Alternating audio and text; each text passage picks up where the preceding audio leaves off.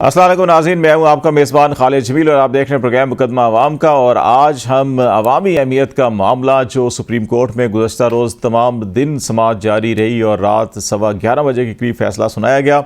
और इस इंतखाबात 2024 में जो 8 फरवरी को होने जा रहे हैं उसमें पाकिस्तान तहरीक इंसाफ बग़ैर किसी इंतखाबी निशान के और बतौर जमात इलेक्शन हिस्सा नहीं ले सकेगी, बल्कि उनके जितने भी उम्मीदवार हैं वो आज़ाद हैसियत में इलेक्शन लड़ेंगे। एक ये मामला है और दूसरा एक मामला कि आज 14 जनवरी और बिल्कुल वैसे ही 1 साल मुकम्मल हुआ है पंजाब असम्बली की तहलील को। 365 दिन गुजर चुके और पंजाब असम्बली की तहलील की आप कह सकते हैं कि ये पहली बरसी ही कह लें उसको, क्योंकि अभी तक जो 90 दिन के अंदर इलेक्शन होने थे वो नहीं हो सके। इसी तरह केपी की असम्बली को तहलील हुए 361 दिन गुजर चुके, वहाँ भी इलेक्शन नहीं हुए।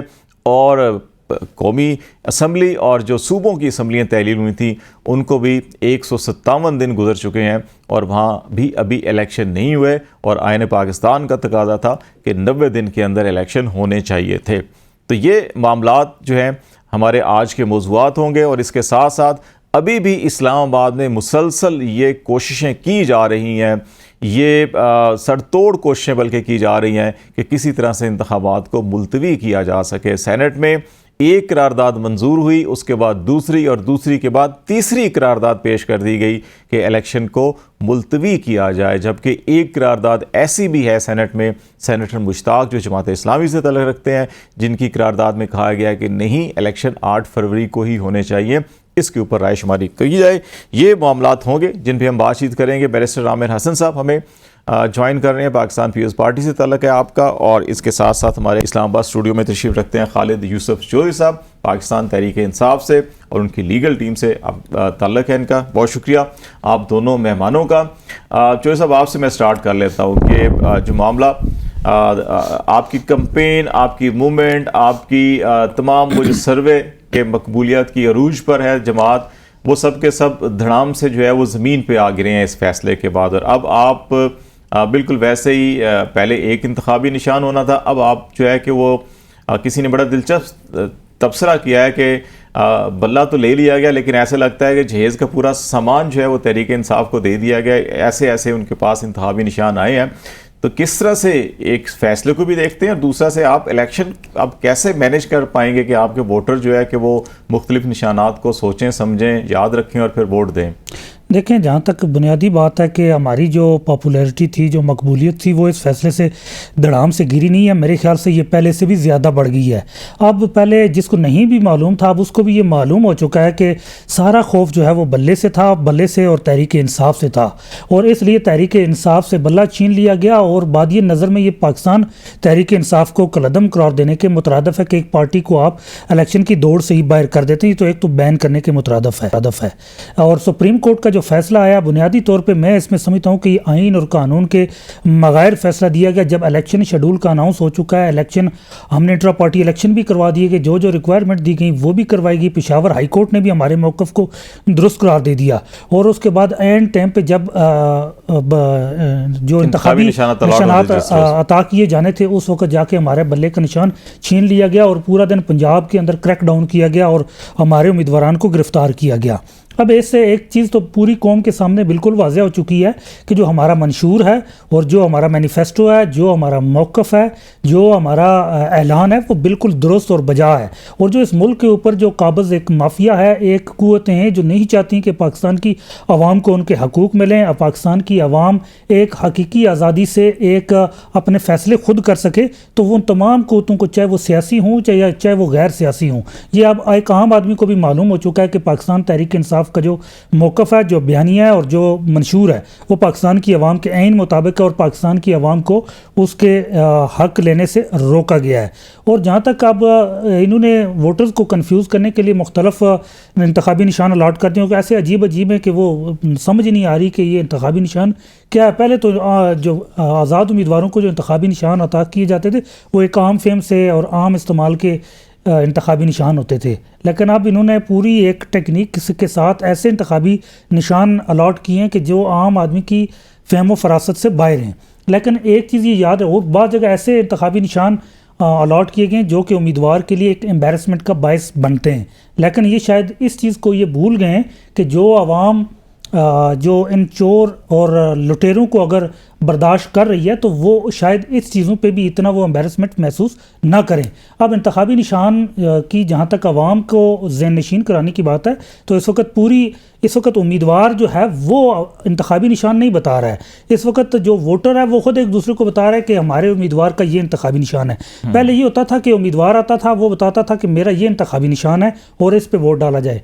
अब उम्मीदवार तो एक तरफ बैठा हुआ है, जो पाकिस्तान तहरीक इंसाफ के जो नामजद उम्मीदवार थे जिनको टिकट जारी किए गए या जो हमायत याफ्ता हैं, उनके जो वोटर्स हैं उनके हल्के के, वो इंतखाबी निशान लेके फिर रहे हैं, जगह जगह बताते फिर रहे हैं कि जो हमारे वाला उम्मीदवार है उसका ये इंतखाबी निशान है। तो कैंपेन तो हमारी तो आवाम खुद कर रही है, तो उम्मीदवारों को तो ऐसा उस तरह ज़रूरत भी नहीं पड़ रही। नहीं मसला होगा। मैं ज़रा बैरिस्टर आमिर साहब आपकी तरफ भी आता हूँ। एक ओवरऑल व्यू आपकी जमात का अपना एक नुक्ता नज़र रहा है हमेशा जमहूरियत और जो सियासी आज़ादियाँ उसके हवाले से, और आपकी जमात खुद भी शिकार रही है माजी में। एक आप जो है कि वो तलवार से तीर की तरफ आए और फिर आपको पाकिस्तान पीपल्स पार्टी पार्लियामेंटेरियन भी बनाना पड़ी, एक स्टेज ऐसी भी आई थी। और यही सूरत हाल कुछ पाकिस्तान मुस्लिम लीग नवाज के साथ भी हुई और अब ये तहरीक इंसाफ के साथ हो रही है। तो आप इस सारी सिचुएशन को बहैसियत पीपल्स पार्टी, बहैसियत एक कानूनदान भी और एक सियासत के तालिब इल्म के हिसाब से भी अगर आप देखें तो इस फैसले को आप कैसे देख रहे हैं जो मौजूदा सिचुएशन है? देखिए, पाकिस्तान की कौम ने मेरे ख्याल से तारीख से तो सबक सीखा नहीं है। हम दोहराना चाहते हैं, तजर्बात भी कर रहे हैं और पुराने गलतियां भी कर रहे हैं, तो पुरानी नई गलती करें ताकि नया सबक सीखें। पुरानी गलती करेंगे तो पुराना सबक मिलेगा, और पुराना सबक सीखते सीखते जो हाल हुआ है वो आपके सामने है। हम समझते हैं कि ये तो सियासी जमातों, आपने PMLN को कह दिया, वो तो मैं सेनेट के इलेक्शन थे जिनमें उनसे हुआ जी बिल्कुल। और पीपल्स पार्टी को तो इंतखाबी निशान 11 साल के बाद मिला। 77 से लेके 88 तक हमें कोई निशान नहीं दिया गया, हमें इलेक्शन लड़ने का हक नहीं दिया गया, और 11 साल के बाद मिला और एक तवील जद्दोजहद। लेकिन हमने उसके बावजूद हमसे तलवार छीन ली, हमें तीर दिया, हमने तीर पे वजीर आजम बन के दिखा दिया और बार बार बन के दिखा दिया। तो मैं समझता हूँ कि रियासत के अंदर ऐसे फैसले तो नहीं होने चाहिए, लेकिन जब सियासी जमातों पे कोई टेक्निकल उन्हें नॉकआउट किया जाता है या कानूनी तनाज़ात उभरते हैं तो उन्हें भी कानूनी तरीकाकार इख्तियार करना चाहिए। जैसे कि आपको याद है कि पीपल्स पार्टी को खत्म किया गया तो पीपल्स पार्टी पार्लियामेंटेरियंस बनाई और हमने क़यादत दी पाकिस्तान पीपल्स पार्टी के एक सीनियर वाइस चेयरमैन थे मखदूम अमीन फ़हीम साहब। अगर PTI भी सियासी फैसले करती, मैं इन्हें हिदायत तो नहीं दे सकता, ना तजावीज़ दे सकता हूँ, ये अपनी पॉलिटिकल पार्टी हैं, लेकिन बहरहाल शायद बेहतर होता। अब मैं समझता हूँ कि इन फैसलों के बाद अब तो वक्त गुजर चुका, अब तो फौरी तौर पे इलेक्शन की तरफ जाना है। पाकिस्तान के अंदर तमाम सियासी जमातें होती, अपने अपने निशान पे होती और सबका एतमाद होता है इलेक्शन कमीशन के ऊपर, तो ये एक अच्छी बात थी। इसके बावजूद कि अगर आपकी रिजर्वेशंस भी हैं तो जाना तो इलेक्शन में है और इसी निज़ाम के तहत जाना है, तो अब एक जद्दोजहद की तरफ जाना है। अगर आज सबको सबक सीखना चाहिए। कल तक अगर कोई जनरल जिया की गोद में बैठ के पीपल्स पार्टी को खत्म कर रहा था, हमारा निशान ले रहा था, फिर कोई जनरल मुशर्रफ की गोद में बैठ के हमसे हमारी पार्टी खत्म करवा रहा था, और फिर आपको याद होगा एक फैज हमीद ऑपरेशन था IGI वाला, और एक फिर शुजा पाशा ऑपरेशन था और फैज हमीद वाला, जिसमें हमारी सारी पार्टी के कैंडिडेट पंजाब से 40-40 साल पुराने कैंडिडेट तोड़ के PTI के अंदर ले जाए गए। और उस वक्त इमरान खान साहब और PTI कहती थी 1 विकेट और गिरा दी, 1 विकेट और गिरा दी। हमारे टोटल कैंडिडेट जो हमने सारी जिंदगी जिन्हें ट्रेन किया था, जद्दोजहद की थी, जिन्हें लीडर बनाया था, MNA MP मिनिस्टर्स बनाया था, वो सारे ये ले गए। आज देखिए ये मुकाफाते अमल है, सबके साथ हो रहा है। तो हम इसलिए हम तो किसी के गम पे खुश नहीं होते, ना हम अदालतों में किसी के खिलाफ जाते हैं सजा के लिए, ना निशान छीनने के लिए। हम तो चाहते कि सारे होते। अगर आज नहीं है तो आइए फिर तमाम सियासी कारकुनान एक फैसला करें।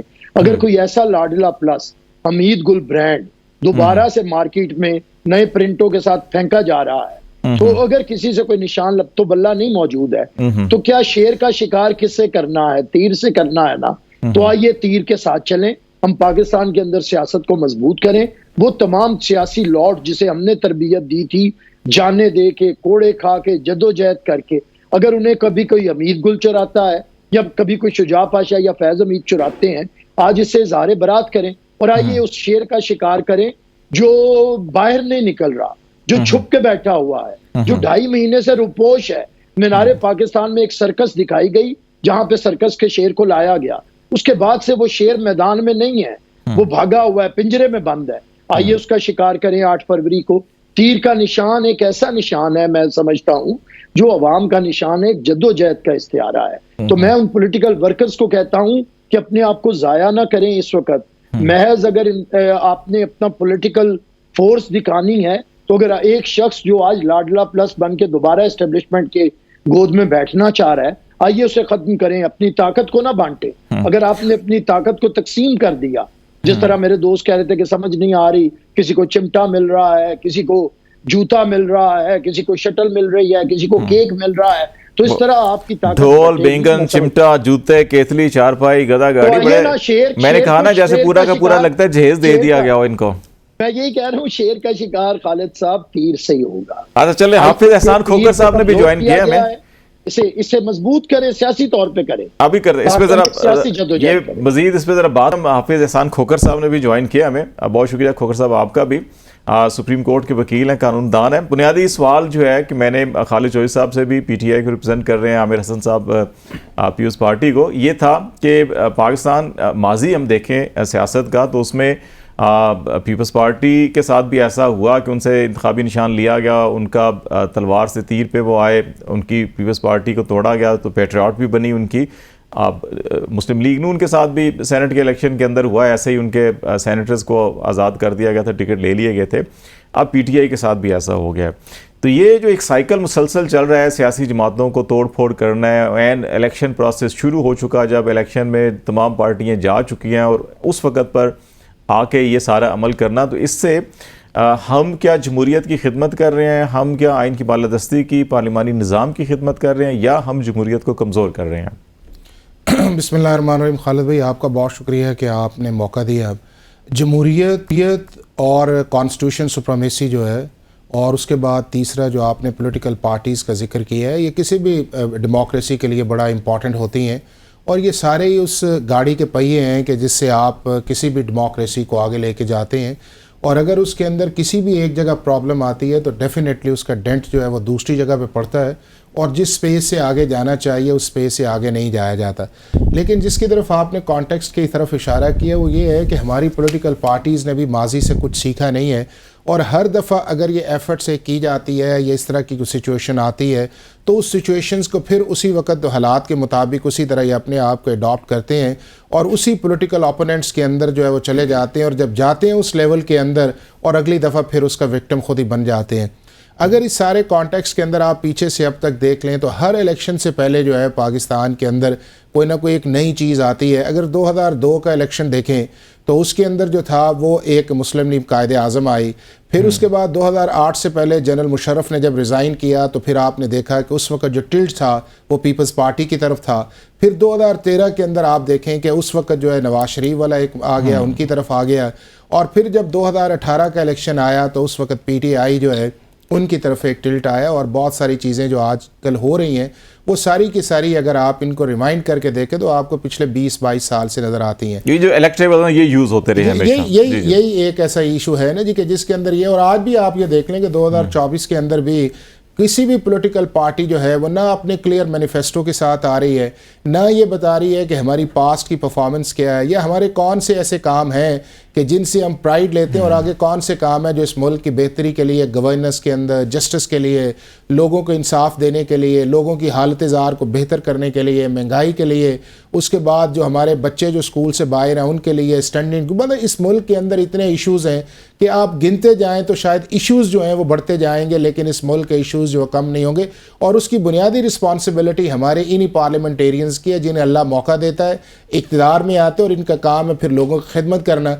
लेकिन ये आपस के अंदर इस तरह अपनी फ़ाइट के अंदर चले जाते हैं, चाहे आप पार्लियामेंट देख लें, चाहे आप डिबेट्स देख लें जो टीवी पे चल रही होती हैं, उसके अंदर जो है वो सिर्फ इस लेवल पे बात जाती है कि हमें इस गवर्नमेंट के केक के अंदर कितना हिस्सा मिलता है, हम कितने इसके अंदर विक्टिमाइज हैं इस सारे प्रोसेस के अंदर, और हमारी सिंपथीज़ कितनी ज़्यादा उस चीज़ के अंदर।